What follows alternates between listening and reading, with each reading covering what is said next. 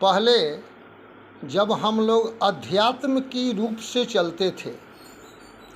तो दूसरों की भला करने में अपना धर्म समझते थे। पशु पक्षी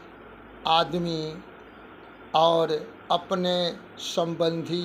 वगैरह जो भी जीवधारी प्राणी हैं उनको लोग एक धर्म के रूप से आंकता था और पाप और पुण्य का परिकल्पना करते थे। लेकिन जब से धर्म को छोड़कर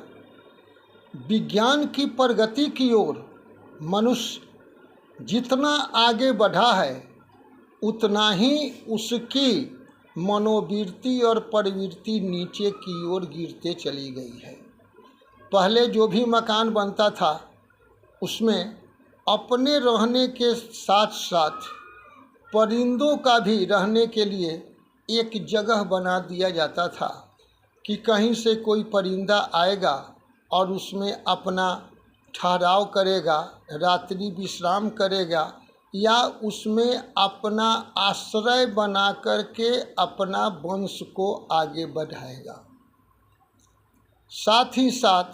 छत पर या घर के मुरेर पर कुछ हम लोगों ने देखा है कि चावल का दाना छिड़क दिया जाता था, धान के बाली को लटका दिया जाता था, गेहूं की बाली को लटका दिया जाता था कि परिंदे आएँ खाएं, और एक चुकिया में पानी रख दिया जाता था 4-5 जगह कि परिंदे अगर कहीं से उड़ के आ रहे हैं तो छप्पर पर छत पर उसको पिएंगे और अपने आप को वह पुनः जिस घोंसला में रहते हैं वहाँ वो चले जाएंगे। लेकिन आज का मनुष्य जब से वैज्ञानिक युग बढ़ा है और आर्थिक युग का विकास हुआ है उस समय से मनुष्य सिर्फ अपना ही और अपना ही लिए अपने लिए ही इतना अपने लिए सोच रहा है, इतना अपने लिए सोच रहा है कि अब सर संबंधी तो भाड़ में जाए, अपने माता पिता को भी वृद्धाश्रम तक पहुंचा दे रहा है। यही विज्ञान का युग हो चुका है। जब तक हम लोग धर्म से नहीं जुड़े रहेंगे